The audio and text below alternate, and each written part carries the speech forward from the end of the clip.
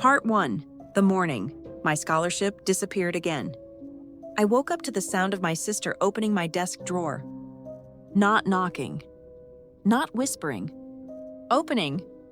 The soft wooden scrape slid through the room like a blade against bone. And before my eyes were fully open, I already knew what day it was. March 12th. The morning the Aurelia scholarship file disappeared. The morning my family chose the fake heiress over me in public. The morning my first life began to end. I lay still for one breath, then another, staring at the pale ceiling above my bed. Rain moved against the windows. The old radiator clicked beside the wall. Somewhere downstairs, my mother was telling the kitchen staff to prepare honey tea because Sienna's throat was delicate before interviews. Of course it was. Sienna Vale had the kind of throat people protected. I had the kind of voice people called sharp. I turned my head slowly. Sienna stood at my desk in a cream cardigan, her dark hair falling over one shoulder, one hand inside the bottom drawer where I kept my scholarship documents. She looked exactly as she had in my first life. Soft, careful, beautiful in the way that made adults lower their voices around her. She was not my biological sister. She was the daughter the Vale family had raised for 19 years after a hospital switch no one wanted to discuss clearly. I was the real daughter who came back too late, with secondhand clothes, too many questions, and a habit of remembering every contradiction. Sienna was the fake heiress. But in the Vale house, fake did not mean unwanted. It meant protected. She pulled out a blue folder. My folder. The Aurelia Scholarship was the most prestigious academic award in the city. Full university funding, international summer research placement, mentorship with the Whitman Foundation. A career opened before it even began. In my first life, I had built that application from nothing. Research proposal, essays, financial statement, recommendation letters, original project notes, interview prep cards, practice answers, everything. I had hidden the folder because Sienna had already started asking strange questions. Then, on the morning of the final interview, the folder vanished. At noon, Sienna walked into the interview room with my research proposal. By evening, she was announced as the winner. By night, I was accused of trying to plagiarize her work. 1 week later, Maplegate Academy expelled me for academic dishonesty. 2 weeks later, my foster mother lost her deposit for surgery because I could no longer cover the scholarship-linked assistance grant. 1 month later, I was standing outside the Vale house in the rain while my biological father told security not to let me in. 3 months later, I was dead. The official story said I collapsed from fever and exhaustion in a bus station bathroom. A tragic ending for an unstable girl who could not accept losing. But I remembered Sienna kneeling beside me before the ambulance came. I remembered her umbrella blocking the security camera. I remembered her whisper. "You should have let me keep the life they loved me in." Now she stood at my desk again, holding my blue folder. This time, I did not move. Sienna turned a page, then another. Her lips parted slightly when she saw the interview prep section. She had always been good at performance, but never at preparation. That was why she stole from people who were... I closed my eyes for half a second. In my first life, I woke up too late. I found the drawer empty, ran downstairs barefoot, accused her in front of our parents, and sounded exactly like what they already believed I was. Jealous, ungrateful, hysterical. The real daughter who could not accept that the fake one was better loved. This time, I opened my eyes and said, "You should take the flash drive too." Sienna froze. The folder slipped half an inch in her hand. She turned slowly. "Ivy?" My name in her mouth always sounded like an apology someone else had forced her to practice. I sat up. The flash drive is in the pencil case. It has the charts, if you only take the printed proposal. The interview board might ask how the data was processed. For the first time since I had known her, Sienna Vale looked honestly confused. I do not know what you mean. You are stealing my scholarship file. Her eyes filled instantly. It was almost impressive. I was not stealing. Mother asked me to check whether you had packed everything. You always forget things when you are nervous. In my first life, that sentence had made me furious enough to shout. I had shouted, and the house came running. My mother, Elaine Vale, arrived first, wearing silk and concern. My father, Robert Vale, followed with his phone in his hand. My older brother, Carter, leaned against the door and asked why I always had to ruin mornings. Sienna cried. I accused. They chose her. Today, I smiled. Of course, then check carefully. Sienna stared at me. The system of her face struggled to decide which expression would work best. Hurt, confusion, innocence, fear. I gave her no audience. I got out of bed, walked to the wardrobe, and chose my school uniform. The flash drive is blue, I said, not the black one. The black one only has old drafts. Ivy, why are you speaking like this? Like what? Like you think I would hurt you. I looked over my shoulder. Would you? Her tears trembled at the edge of her lashes. After everything this family has done to bring you home, why do you still hate me? There it was. The old spell. If I said I did not hate her, she became generous. If I said I did, she became wounded. Either way. The conversation became about her pain instead of her hand in my drawer. So I said, the flash drive is in the pencil case. She did not know what to do with that. After a long moment, she picked up the pencil case. Inside was the blue flash drive. She took it. Then she whispered, "You will regret treating me like this." In my first life, that would have sounded like a threat. This time, it sounded like foreshadowing. I watched her leave my room with my folder and my flash drive. Then I walked to the desk, opened the drawer she had not touched, and removed the small silver recorder I had placed there the night before. It was already running, because when I woke up in this life 3 days ago, I did not waste time crying. I rebuilt the trap.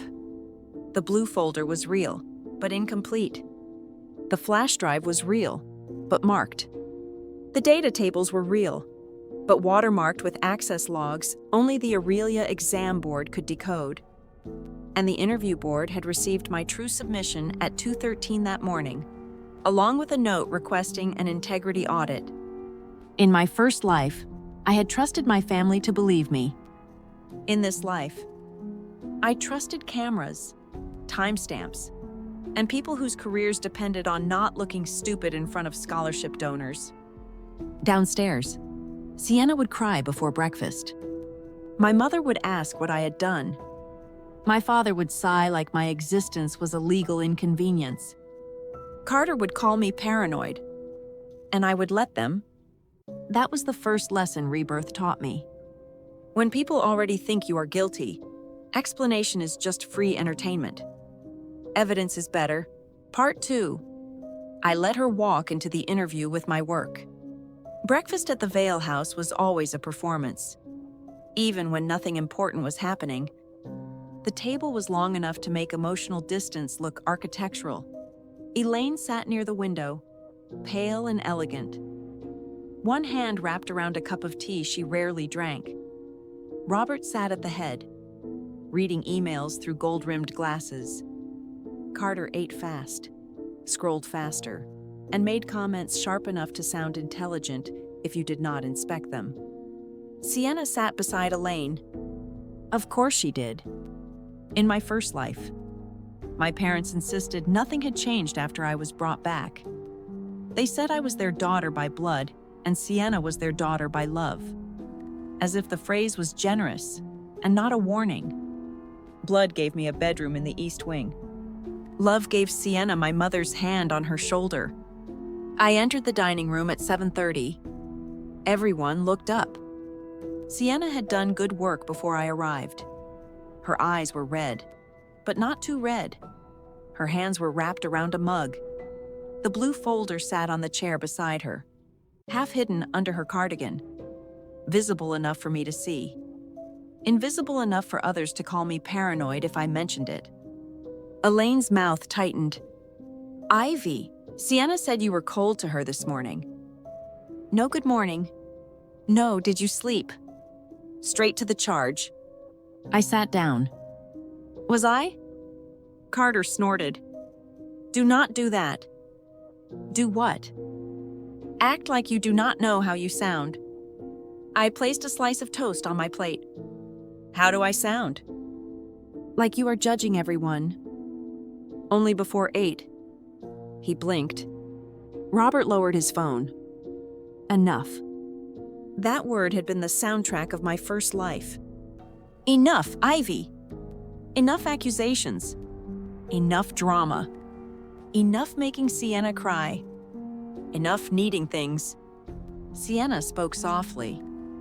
"I only wanted to help. Today is important for both of us." Both of us. That was new for this timeline, but not new for her strategy. In my first life, I thought I was the only finalist from Maplegate Academy. I was wrong. Sienna had not qualified for the final interview on academic score. Her application had been placed on a reserve list because the school recommended her for community leadership, but after my file disappeared, her proposal somehow became strong enough to move her forward. This time, I knew the structure. The Aurelia Scholarship had 3 stages: written application, independent exam, and final oral defense before the board. The written application could be stolen. The interview could not. Not if the questions were designed correctly. Not if the board was already suspicious.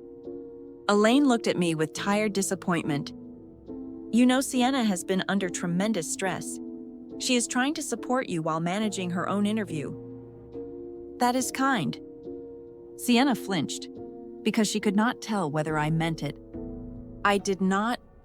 Robert folded his hands. "Ivy, today matters for the family. The media has already shown interest in both Vale daughters reaching the Aurelia final stage. I expect dignity from both of you." The media had shown interest because Robert's PR team leaked it. The tragic hospital switch. The beloved daughter raised rich. The real daughter returned from poverty.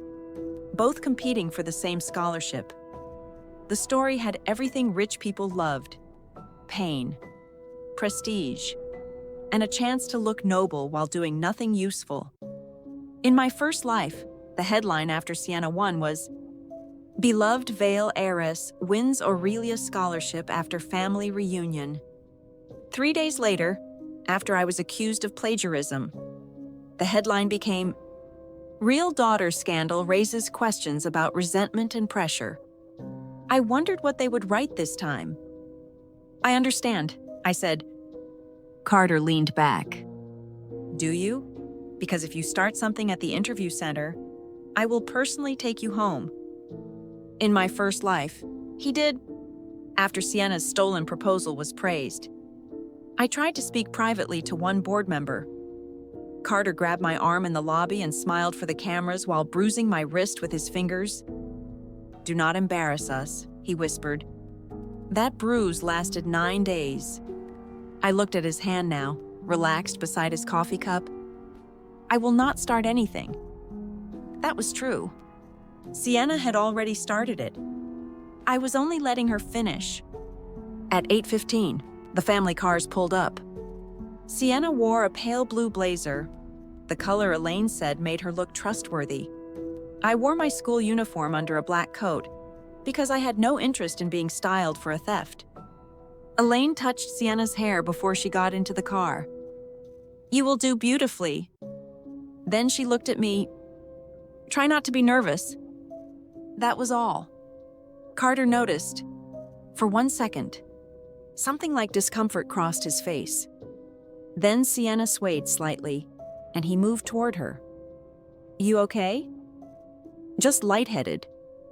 Of course. Sienna's body always became delicate when attention drifted. I got into the second car alone. The Aurelia Foundation Interview Center occupied the top 3 floors of a glass building downtown. It looked modern, transparent, and expensive in a different language than the Vale house. No old portraits, no family crest, no carpets thick enough to bury footsteps. Good. Neutral ground. At the entrance, each finalist received a badge, a sealed schedule, and a reminder that interview rooms were monitored for fairness and safety. Sienna glanced at me when the staff member said that. I smiled. The first stage was document verification. In my first life, I panicked here. I told the administrator my folder had been stolen. She asked whether I had proof. I had none. Sienna arrived with a neat blue folder and watery eyes. Carter told the administrator I was under emotional strain. The woman looked at me with polite pity and wrote something on a clipboard. This time, I walked to desk 3 and handed over my ID. The administrator scanned it. Ivy Vale? Yes. We received your amended digital submission at 2:13 this morning. Behind me, Sienna stopped walking. I did not turn. Thank you, I said. You also requested an integrity audit. Yes. The administrator's eyes flicked up. The board has noted it. Good. Sienna recovered and approached desk 1 with my blue folder in her hands. Her voice trembled beautifully. Sienna Vale, I have my printed materials. The administrator accepted them. The blue flash drive went into a sealed evidence tray. Sienna did not notice the small red sticker placed on it. I did. The system in my head, silent since breakfast, finally chimed. Plot note approaching, scholarship theft. Original development requires Ivy Vale to accuse Sienna publicly and lose credibility. Suggested action, emotional confrontation. I looked at Sienna as she smiled weakly at the administrator. No, I thought, let her walk in. The waiting room held 12 finalists. Some looked nervous. Some rehearsed silently. One boy in glasses was eating chocolate like it was medicine. I chose a seat near the window. Waiting rooms reveal people. The ones who know their work read quietly. The ones who only memorized answers move their lips too much. The ones who are there because someone powerful opened a door for them look offended that the door leads to more doors.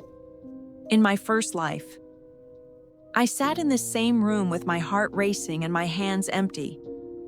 My folder was gone. My charts were gone. My recommendation letter was gone. I had tried to explain at the document desk, but the administrator asked for proof. And all I had was panic. Panic is terrible evidence. Sienna sat across from me that day too, wearing the same pale blazer, holding my blue folder on her lap. I remembered how she stroked the folder's corner with her thumb, like it was a nervous habit. I thought she was guilty then. I know now she was rehearsing ownership. That was one of Sienna's gifts. She could touch stolen things gently enough that people believed they had always belonged to her. When her name was called in my first life, she looked back at me with wide, apologetic eyes. I thought she was afraid I would expose her. I was wrong. She was inviting me to try. She knew that if I accused her there, in front of finalists, families, staff, and donors, everyone would remember the accusation more than the folder.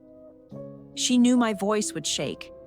She knew I would sound poor, angry, and desperate. Because I was poor, angry, and desperate. This time, I folded my hands in my lap and watched the red recording light above interview room 2. Desperation had failed me once. Documentation would not. Sienna sat across from me. She placed the blue folder on her lap. Then she leaned forward. Ivy. Yes? Whatever happens today, I hope we can be sisters after this. The boy with chocolate looked up. So did 2 other finalists. Excellent. She wanted witnesses. I gave her a calm smile. Sisters do not need scholarships to decide that. Her expression flickered. That is not what I meant. Then say what you mean. Her eyes shone. I mean, I hope you do not resent me if I do well. In my first life, I said. You mean if you steal from me? People heard the anger, not the truth.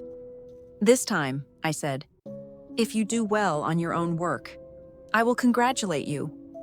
The phrase on your own work landed exactly where it needed to. Not as an accusation, as a mirror. Sienna looked down first. At 9:40, her name was called. She stood, clutching my folder. For 1 second, I saw the girl beneath the performance. Not innocent, not evil in some cartoon way.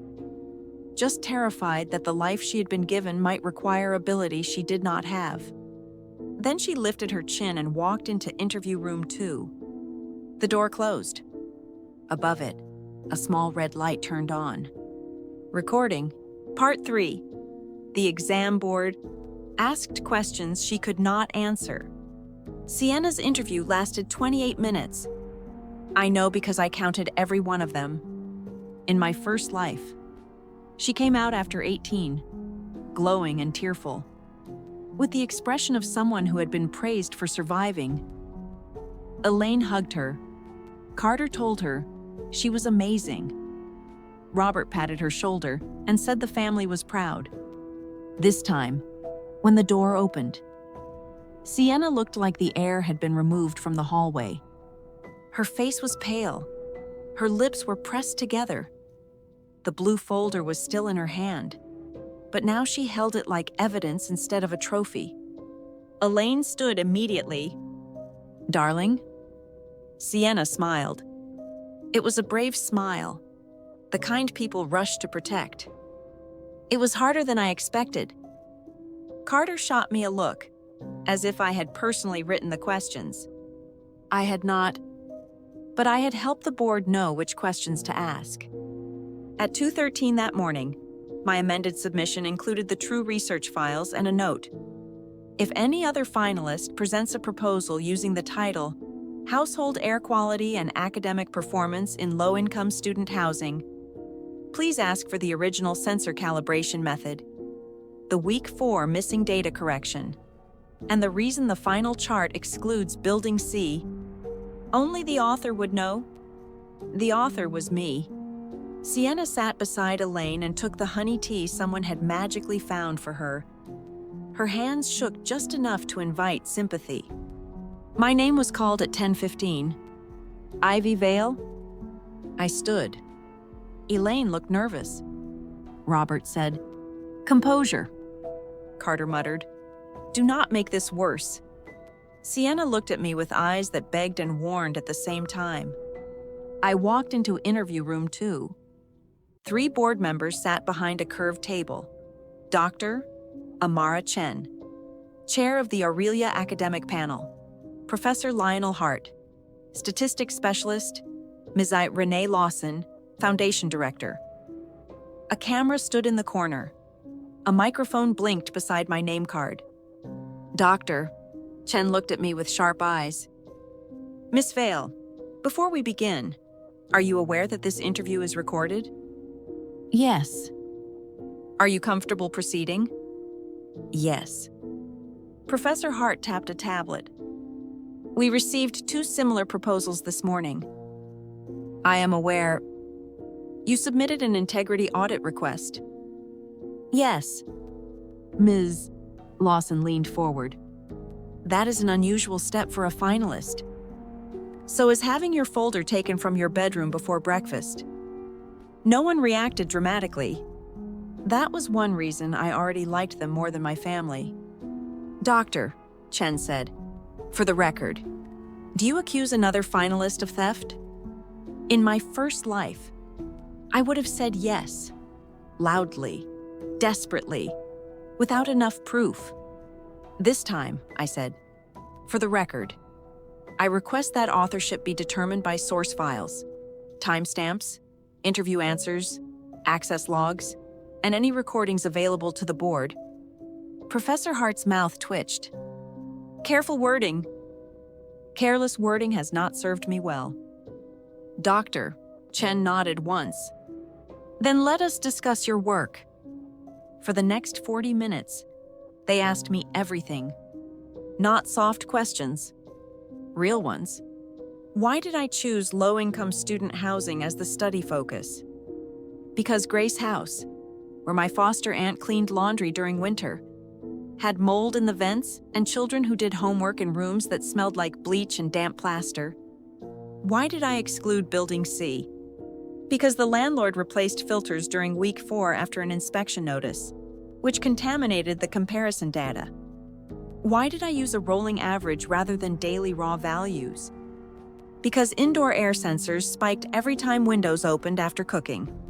And the question was sustained exposure, not 1-hour panic. Why was the final chart different from the one in my printed folder? Because the printed folder had an older draft. Professor Hart looked up at that. Where is the current chart? I handed him a sealed envelope. Printed at 6:10 this morning from the amended file. He opened it. There it was. My real final chart, not the version Sienna stole. The older draft she took had a deliberate flaw. Building C still appeared in one appendix table. Any person who understood the methodology would remove it. Any person reading from stolen notes would defend it badly. Professor Hart compared the pages, then nodded to Dr. Chen. Ms. Lawson asked the final question. Miss Vale, if you knew your materials might be taken, why allow them to remain accessible? It was a fair question. It was also the heart of the story. I looked at the camera. Because in my experience, people who steal quietly are believed over people who accuse loudly. I wanted the work to speak where my voice would not be trusted. The room was silent for a moment. Then Dr. Chen said, "Thank you. That will be all." When I left the interview room, my family stood. Sienna searched my face. She wanted to know how much I had said. I gave her nothing. At noon, all finalists were escorted to a waiting hall while the board reviewed scores. Family members could join. Cameras from 2 education media outlets waited near the stage because the Aurelia scholarship announcement was a public event. In my first life, this was where everything collapsed. Sienna was named winner. I stood and accused her. She cried. Carter dragged me outside. A reporter caught me shouting. My plagiarism investigation began before sunset. Today, I sat quietly beside a potted tree. Elaine sat with Sienna across the room. Robert spoke with a donor. Carter paced near the windows. At 12:40, Sienna came to me. No tears now, only a pale, tight expression. What did you do? I looked up, interviewed. You sent something to the board. Yes. Her eyes flashed. You set me up. There it was. The thief's favorite sentence? You caught me wrong. I stood slowly. No, Sienna. I left my work in my drawer. You took it, if that feels like a trap. Ask yourself why. Her face changed as she realized how close we were to the media cameras. Instantly, her eyes filled. Ivy, I do not know why you keep trying to make me your enemy. In my first life, that line worked because I answered the emotion. This time, I answered the structure. Then let the board decide authorship. You want to humiliate me? No, I want the person who did the work to receive the scholarship. Carter appeared beside us. Enough. Always that word. He grabbed my wrist. Not hard enough to bruise yet, but enough. I looked down at his hand, then at the media camera 10 feet away. "Carter, remove your hand." He realized too late. The camera turned. His grip loosened. I repeated calmly, "Remove your hand." He let go. "Doctor." Chen stepped onto the stage before anyone could speak again. "Thank you for your patience. Before we announce this year's Aurelia Scholarship recipient, the board must address an integrity matter." The hall went quiet. Sienna's hand found Elaine's. Mine stayed at my side. "Doctor," Chen continued, "this morning, the board received 2 substantially similar research proposals from 2 finalists, following standard procedure. We reviewed digital submissions, source file histories, access logs, interview responses, and recorded materials." Robert turned slowly toward me. I did not look away. Professor Hart connected a tablet to the screen behind the stage. The first slide appeared. Submission timestamps. My original files, 6 months of drafts, edits, raw data, calibration notes. Sienna's files, created at 6:44 that morning from a copied folder. The second slide, flash drive access log. The blue drive had been opened on Sienna's laptop at 7:02. Elaine whispered, "Sienna?" The third slide, interview question comparison. "For the sensor calibration method," Sienna answered. "The standard foundation method." There was no standard foundation method. "For the building C exclusion," she said. "It was an aesthetic decision in the chart." Aesthetic. Professor Hart looked personally offended when the quote appeared. Then Dr. Chen spoke the sentence that changed my life. "The Aurelia board has concluded that Miss Ivy Vale is the sole verified author of the submitted research." Sienna swayed. This time, no one caught her fast enough. Part 4. My family called it a misunderstanding. The hall erupted, but not loudly. Elite scandal has manners at first. People whispered behind programs. Reporters looked at each other with the hungry restraint of professionals trying not to smile too soon. The other finalists stared at the screen, then at Sienna, then at me. Sienna sat down as if her knees had forgotten their purpose. Elaine wrapped an arm around her. Of course she did. Even exposed. Sienna looked fragile, even wrong. She looked like someone who needed protection. My mother had spent 19 years practicing that reflex. One public slide deck could not erase it in a second. Robert stepped toward Dr. Chen. There must be a way to handle this privately. The microphone caught him. That was unfortunate for him. Or fortunate for me? Doctor. Chen's expression did not change. This is a public scholarship announcement. The integrity finding concerns the award process. Sienna is under tremendous emotional strain.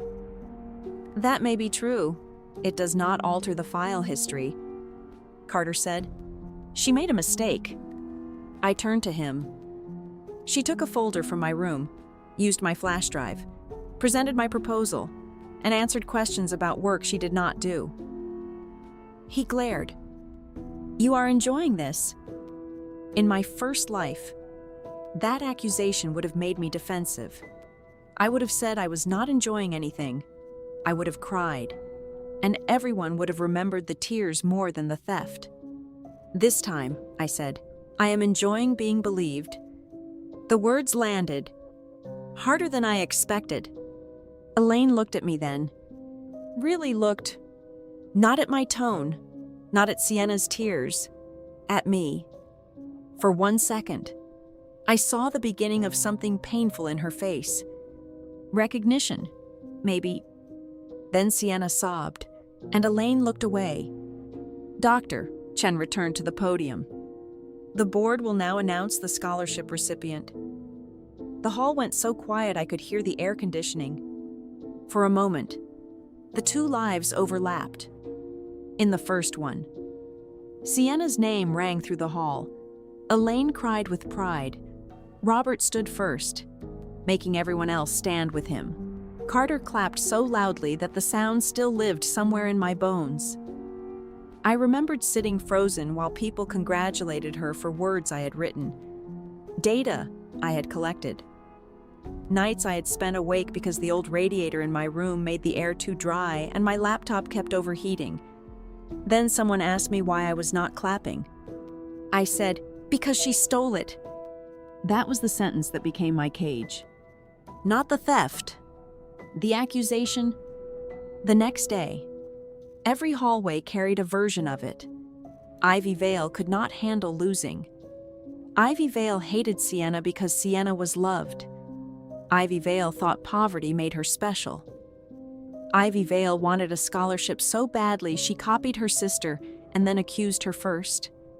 No one asked why Sienna could not explain Building C. No one asked why her files were created that morning. No one asked why a girl who supposedly wrote a 6-month research project had never once mentioned indoor air sensors before breakfast. They asked why I was angry. This time, as doctor, Chen looked down at the envelope in her hand. I did not pray for my family to believe me. I prayed for the microphone to work. This year's Aurelia scholar is Ivy Vale. Applause began cautiously, then grew, not wild, not warm enough to be love, but real. Nina Patel, a finalist from another school whom I had met during the written exam, clapped first from the second row. A boy with chocolate wrappers in his pocket whistled once before his mother elbowed him. Ms. Lawson smiled at me like she had been waiting to see whether I would stand. I did. My legs felt strange. Not weak. New. In my first life, I had watched Sienna cross that stage with my future in her hands. This time, I walked up myself. Doctor, Chen handed me the certificate. It was heavier than I expected. Paper can be heavy when it carries the version of your life that survived. Congratulations, Miss Vale, she said. Thank you. She lowered her voice. Keep your backups. I almost laughed. Always. When I turned toward the cameras, I did not smile too widely. That would be called smug. I did not look at Sienna. That would be called cruel. I stood straight, held the certificate, and let the moment exist without apology. The system chimed. Major plot node failed. Scholarship theft route unavailable. Current deviation, 46%. Corrective event escalating. Of course. The plot hated losing public scenes. After the announcement, the board requested that my family remain for a private discussion. Private meant no reporters, not no recording. Doctor. Chen made that clear. We sat in a conference room with glass walls and too much sunlight. Sienna cried into a tissue. Elaine sat beside her. Robert stood. Carter leaned against the wall, arms crossed, still trying to look angry enough to cover embarrassment. I sat opposite them with my scholarship certificate on the table. Doctor, Chen opened a folder. The Aurelia Foundation will not pursue legal action if Miss Sienna Vale provides a written statement acknowledging improper possession and use of another finalist's materials, returns all files, and withdraws from future foundation consideration. Robert's jaw tightened. That sounds like a public confession. It is a written integrity statement. She is 19. Doctor, Chen looked at me. So is Miss Ivy Vale. No one in my family liked that sentence, because it removed their favorite scale. Sienna was young when she did harm. I was old enough to absorb it. Elaine whispered, Sienna, tell us what happened. Sienna lifted her tear-streaked face. I only wanted to understand Ivy's project. I thought if I looked at it, I could prepare. Then everything moved so fast. And I panicked. I did not mean for it to go this far. In my first life, that would have worked. I did not mean for it to go this far. As if harm becomes accidental because the victim survived long enough to object. I opened my bag and took out the silver recorder. Carter's eyes narrowed. "What is that?" "This morning," I said. Robert's face darkened. "You recorded inside our house?" "Inside my room." I pressed play. Sienna's voice filled the conference room. "I was not stealing. Mother asked me to check whether you had packed everything." Then my voice. "The flash drive is blue, not the black one. The black one only has old drafts." Then the sound of the pencil case opening. Then Sienna's voice, lower. "You will regret treating me like this." The recording ended. Elaine's hand fell from Sienna's shoulder. Only an inch. But I saw it. Sienna saw it too. "You trapped me," she whispered. I looked at her. "I gave you directions." That sentence would probably become a quote somewhere. I hoped they spelled my name correctly. "Doctor." Chen accepted the recording as supplemental evidence. Robert argued. Carter called it invasive. Elaine said very little. Sienna signed the integrity statement with shaking hands. When we left the building, reporters waited by the lobby. Robert told us all to say nothing. For once, I agreed. Silence, used correctly, is not surrender. It is a locked door. Back at the Vale house, the family meeting began before anyone removed their coats. Robert stood in the foyer. "Ivy, my study." In my first life, those words made me sick with fear. Today, I looked toward the staircase. "I need to call my foster mother first." Elaine flinched. Grace had raised me until the Vale family took me back after the hospital switch became public. They called her my foster mother because it made their absence sound temporary and official. To me, she was the woman who worked double shifts when I needed exam fees, who learned to braid hair from online videos because I cried before picture day, who sent me voice messages before every scholarship test. In my first life, I was too ashamed to call her after the scandal. This time, I called from the foyer. Grace answered on the second ring. "How did it go?" For the first time all day, my voice almost broke. "I won." There was a silence, then a sound like she had sat down too fast. "Say it again." "I won the Aurelia scholarship." Grace cried. Not beautifully, not softly, like someone who had been holding hope in both hands and finally set it down. Behind me, the Vale family listened. Good. Let them hear what it sounded like when someone loved me without needing a press statement. Robert waited until I ended the call. Then he said, "Now." Not please. Not are you ready. Now. I followed him to the study because I wanted to see whether this version would differ from the first. It did not. At first, same dark shelves, same leather chairs, same portrait of Robert's father above the fireplace, looking down on anyone unfortunate enough to need mercy. Elaine came in with Sienna. Carter followed and closed the door. That door had closed on me in my first life too. Back then, Robert told me the foundation was considering whether to report my behavior formally. Elaine begged me to apologize before things became irreversible. Carter said if I cared about Grace's surgery at all, I would stop making public scenes. Sienna cried into a handkerchief and said she forgave me. Forgave me for objecting to theft. Today, Robert stood behind his desk and placed both hands on the polished wood. We need to manage this. What is this? The situation. Sienna stealing my scholarship file? Elaine flinched. Robert's eyes hardened. The public perception of a conflict between sisters. I almost laughed. There it was. The family disease. Still alive, if they renamed the wound. Perhaps no one would ask who held the knife. Carter said. The board already made its decision. Dragging this out helps no one. It helps me keep the record accurate. Sienna's voice shook. Ivy, I signed what they asked. I admitted enough.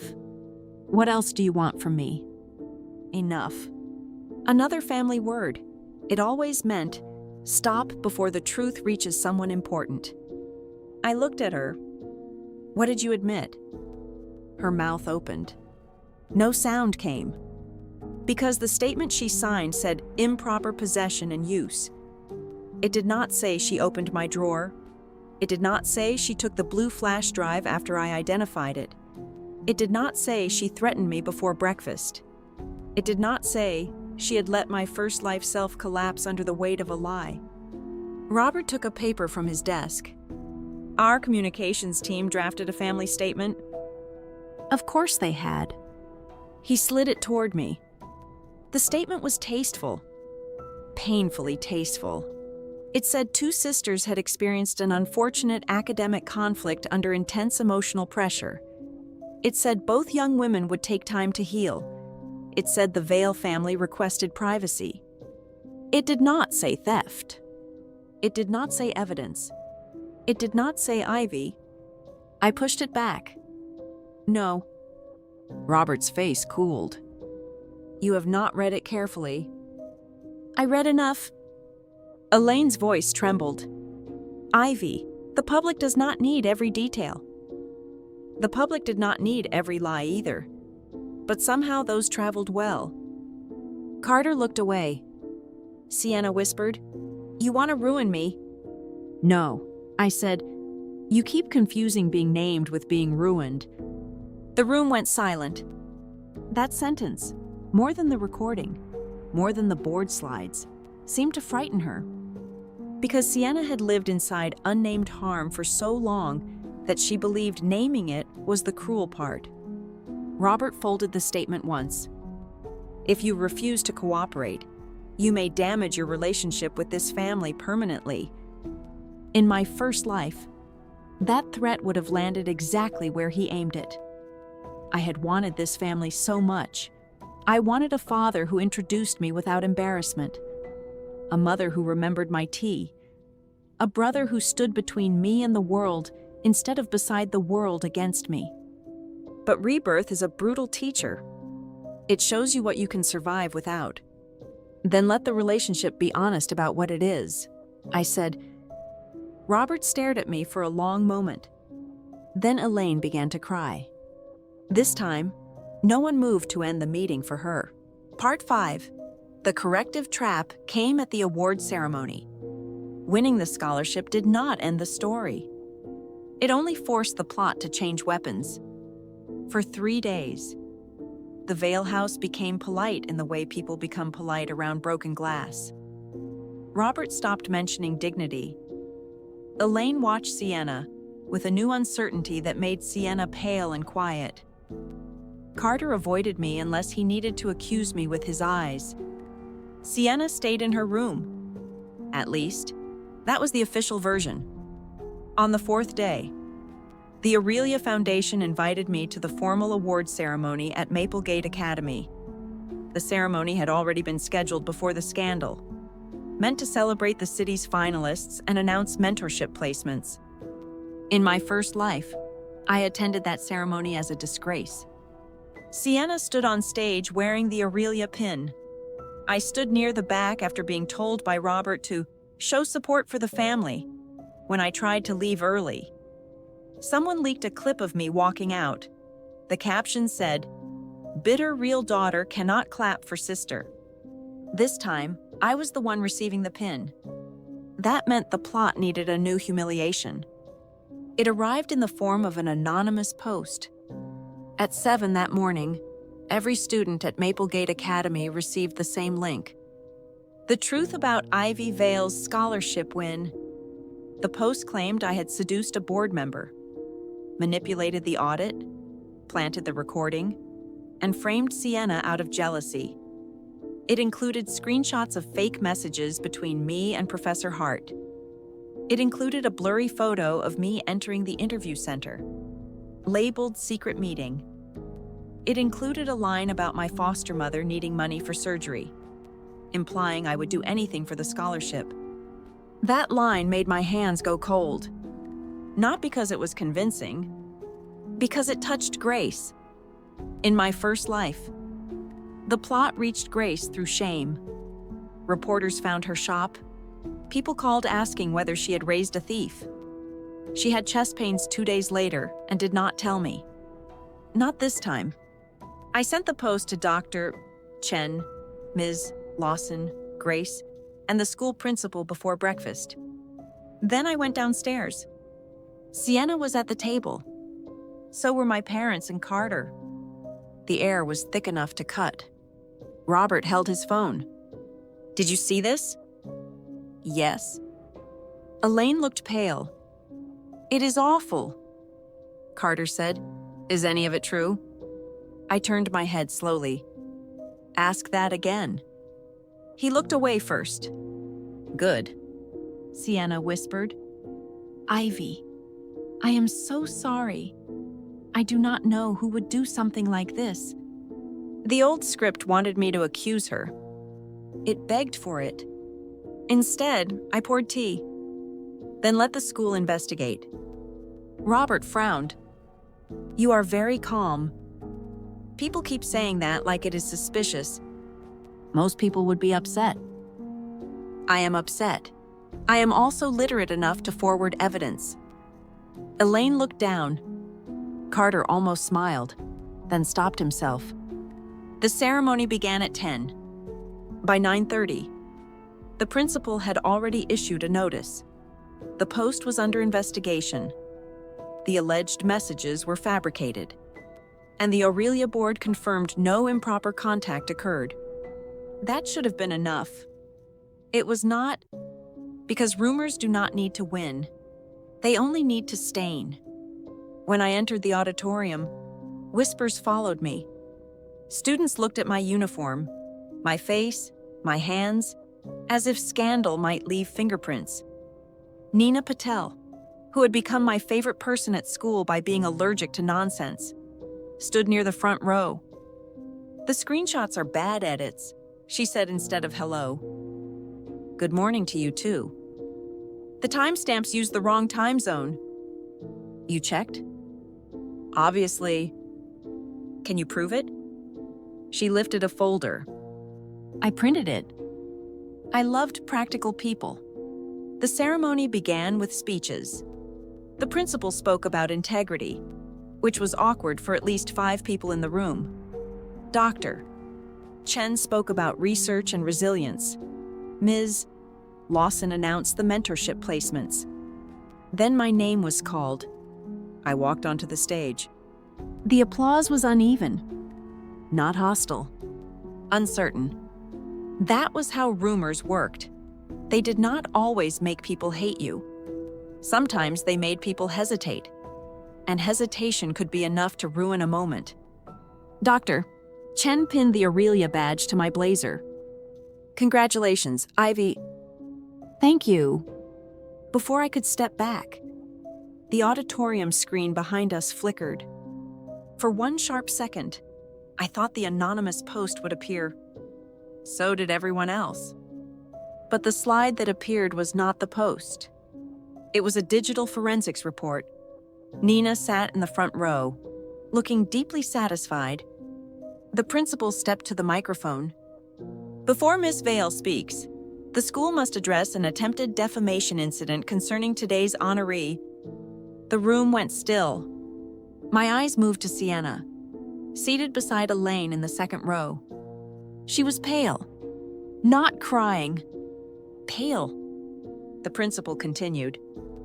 "The anonymous post circulated this morning has been traced to a school device logged in under a guest account created yesterday afternoon. Security footage from the library computer lab has identified the user." The screen changed. Video appeared. Sienna in the computer lab. Hood up. Face visible when she turned toward the printer. The auditorium made a sound like everyone inhaled at once. Elaine stood halfway. "No." Robert closed his eyes. Carter looked at Sienna as if she had become someone he did not recognize, which was interesting because she had been that person all along. The principal's voice hardened.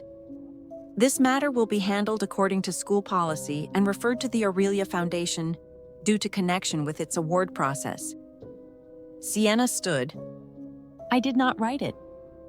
No one spoke. I printed something, but I did not write it. Nina said, not loudly but clearly. That is not the defense you think it is. A few students gasped. I almost laughed. Almost. Sienna turned toward me. Her eyes filled. Ivy, please, say something. In my first life, I had screamed. This time, I stepped to the microphone. The room waited. I looked at the students, the teachers, the board members, the family that had doubted me, and the girl who had stolen my work because she could not bear to earn her own. I will say one thing, I said. My voice did not shake. Every time someone asks why I keep evidence, this is why. That was all. I stepped back. And for the first time since I returned to the Vale family, the applause that followed did not hesitate. Part 6. The family finally read the archive. After the award ceremony, Sienna was suspended pending investigation. Elaine cried in the car. Not loudly, not dramatically, quietly, with one hand over her mouth, as if the sound itself embarrassed her. Robert said nothing. Carter stared out the window. I sat beside my scholarship certificate and watched the city pass. In my first life, this car ride had been full of accusation. Robert said I had humiliated the family. Elaine begged me to apologize to Sienna before the scandal grew. Carter called me toxic. Sienna sobbed until she nearly fainted. This time, the silence belonged to me. Back at the house, Robert did not call a family meeting. Elaine did. That surprised everyone. We gathered in the sitting room, the same room where they had first told me I should be grateful to come home. Sienna sat on the sofa, small and white-faced. Elaine sat across from her. Robert stood by the fireplace. Carter leaned near the window. I chose the chair nearest the door. Old habit. Elaine noticed. Her face changed. Ivy, she said softly, sit closer. In another version of my life, I would have moved too quickly. Today, I stayed where I was. This is fine. She swallowed. Then she turned to Sienna. Tell the truth. Sienna began to cry. Elaine closed her eyes. No, not tears first, truth first. The room shifted. Carter looked at our mother. Robert did too. Sienna looked stunned. Mother. Elaine flinched at the title. For 19 years. That word had belonged to Sienna without effort. I had spent months in this house not knowing whether to use it. Now Elaine heard it and seemed to realize, perhaps too late, that a title can become a hiding place. Did you take Ivy's folder? Sienna whispered. Yes. Elaine's face crumpled. Did you use her work in your interview? Yes. Did you create the post? Sienna shook her head quickly. I did not write all of it. Tessa helped. I only gave her the details. Carter cursed. Robert's jaw tightened. Elaine's hands trembled. Why? It was the question everyone asked when the answer was already in the room. Sienna looked at me. Because she came back and everything started changing. I did not come back. I said, I was found. Her mouth twisted. You know what I mean? Yes, I said. You mean the life built on a mistake became less comfortable when the mistake learned to speak. Sienna cried harder. Elaine did not move to hold her. That was new. Robert finally spoke. Ivy, did you know she would take the folder? Yes. Carter turned. And you let her? Yes. Why? Because when I told you she took things in my first month here, you said I was adjusting badly. He had no answer, I continued. When my physics notes disappeared, you said I probably misplaced them. When Sienna wore my foster mother's necklace, Elaine said I should not be territorial. When the Hospital Switch article called me an outsider, Robert said I should avoid reading comments. Every small theft came with an explanation that made me the problem for noticing. The room was silent. So yes, I said. I let her take something too large to explain away. Elaine began to cry again. This time, I did not look away. Let her feel it. Let all of them feel the weight I carried alone in my first life. Robert said, we did not know it was that bad. You did not want to know. That sentence landed exactly where it belonged. The next morning, I sent them the archive. Not everything from my first life. I could not prove events that had not happened in this timeline, but I could prove enough. The necklace photo, the missing notes email, screenshots of messages where Sienna asked specific questions about my scholarship project before claiming she had never seen it. The desk drawer recording, the Aurelia file history, the anonymous post investigation, the school lab footage. I labeled the folder. Why I stopped explaining. I sent it at 8 or so. At 8:07, Carter opened it. At 8:19, Robert opened it. At 8:32, Elaine opened it. Sienna did not open it until 10:46. I knew because the folder tracked access, not secretly. The notice appeared on the first page in large letters. This archive records view time and download activity. I had learned something from the Aurelia board. People behave differently when the document watches back. At 11:15, Sienna came to my room. She knocked. That was new. I opened the door but did not step aside. She looked like she had been crying for real this time. There is a difference. Performance tears ask to be seen. Real tears make the person wish they were invisible. You kept all of that, she said. Yes. Even the necklace? Especially the necklace. Her mouth twisted. I thought you were being petty about it. You mean you hoped I was... She looked down. In the archive, the necklace folder contained 3 photos. The first was me at 16 wearing the small silver pendant Grace bought after saving for 4 months. The second was Sienna, wearing the same pendant at brunch 6 weeks after I returned to the Vale house. The third was a screenshot of my message to Elaine asking for it back. Elaine's reply, Ivy, please do not start another conflict over jewelry. Sienna has had a hard week. Sienna whispered. Mother said you gave it to me. And you let her... I told myself if Elaine believed it, maybe it was not stealing. That is not how ownership works. She nodded once, painfully. No. For a moment, neither of us moved. The old script would have made me demand an apology and made her collapse beautifully. This was uglier and quieter. It did not know where to place its hands. Why did you hate me so much? I asked. Sienna looked up. I did not hate you at first. That is not an answer. I hated what you proved. There it was. Not clean, not kind, but true. Before you came. I was the Vale daughter. Maybe not by blood. But no one said that out loud. After you came. Every room had a question in it. Every time Mother looked at you, I wondered if she was comparing us. Every time Father said your name. I heard the hospital record behind it. I thought if you looked unstable, everyone could keep loving me without feeling guilty. So you made me unstable. She closed her eyes. I tried. It should have made me angrier than it did. Maybe because the confession was not news. It was only the thief finally reading the label on what she had taken. "You succeeded once," I said. She frowned. "What?" I shook my head. "Nothing."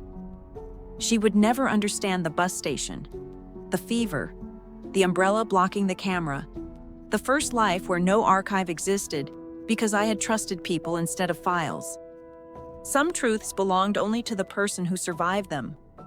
Sienna stepped back. "What happens now?" "Now you stop making other people pay for your fear." "And if I cannot?" "Then you will keep losing rooms you thought were yours." She absorbed that like a sentence. Then she left. At noon, Carter knocked. By then, I wondered whether the whole house had discovered doors. Carter opened it first. I knew because he came to my door at noon and did not enter. He knocked. Once, awkwardly, I opened the door. He looked like he had not slept. I saw the files. Good. I was wrong. I waited. He seemed to realize those 3 words were not enough. About the notes, the necklace, the scholarship, about you making things up. Yes. He winced. "I am sorry." The apology stood there, rough and underbuilt, but at least it was not wearing excuses. "I heard you," I said. He nodded slowly. "That is not forgiveness." "No." "Fair." He left. Robert came later, but not to my room. He asked me to meet in the study. I almost refused, then decided I wanted to see whether powerful men looked different when shame entered their favorite room. They did. Robert stood behind his desk, then seemed to realize sitting there would be a mistake. He came around to the front. "I failed you," he said. I did not help him by denying it. He continued, "When you came back, I treated the truth like a disruption. Sienna was familiar. You were evidence that we had missed 19 years. I thought if we managed the situation carefully, no one would lose too much. I lost plenty." "I know." "No," I said. "You are beginning to..." He accepted that. It was the first intelligent thing he had done as my father. Elaine was last. She did not come with a speech. She came with a small velvet box. Inside was the necklace Grace had given me when I turned 16. The one Sienna wore at brunch 2 months after I came to the Vale house. I told myself you were being possessive.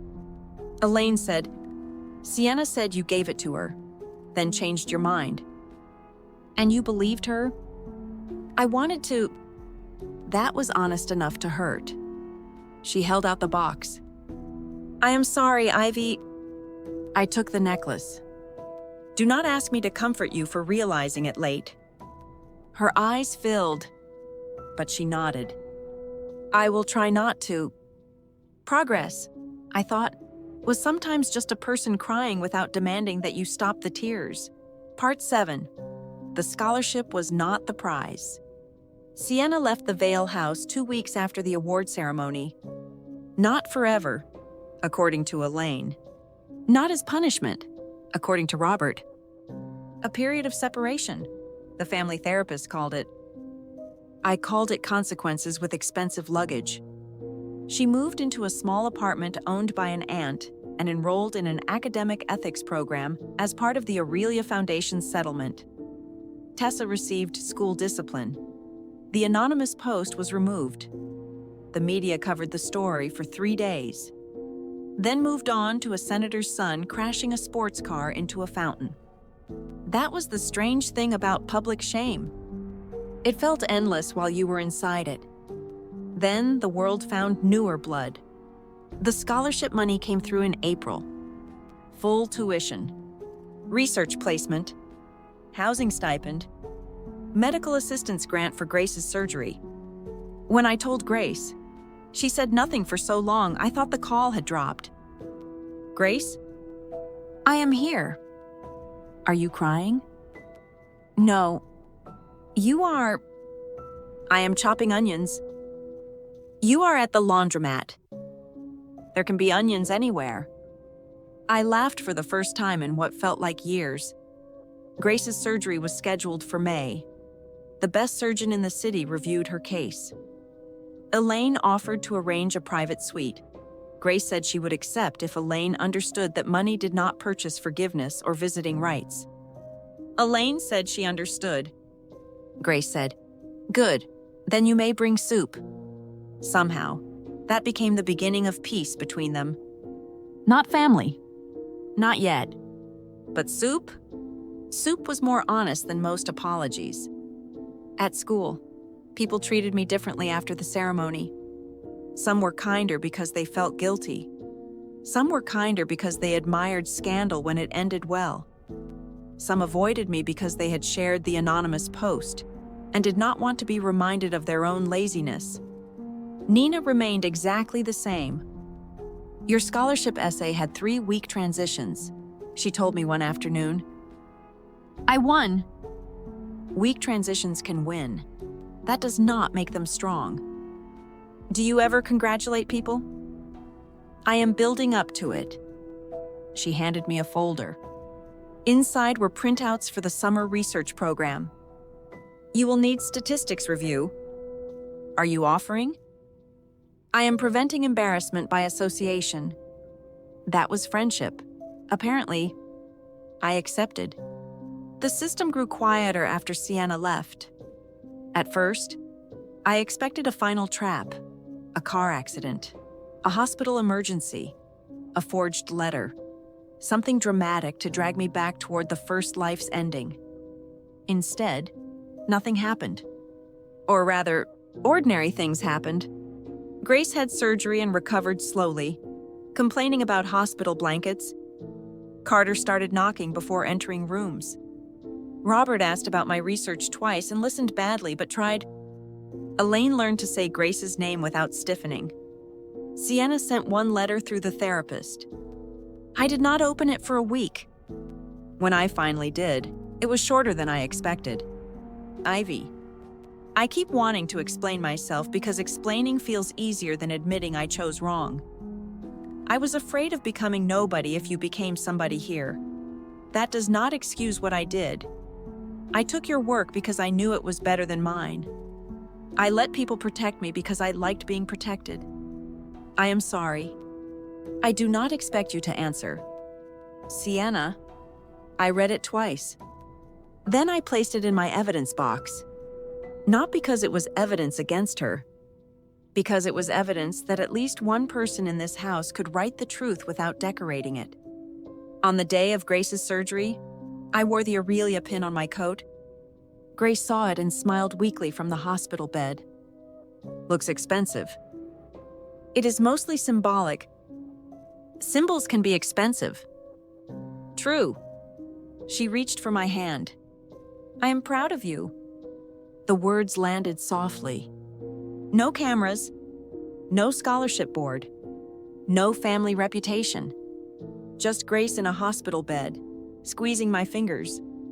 That was when I understood something my first life never gave me time to learn. The scholarship was not the prize. Being believed was not even the prize. The prize was not having to become cruel to survive cruelty. The prize was keeping enough of myself intact to know what victory should feel like.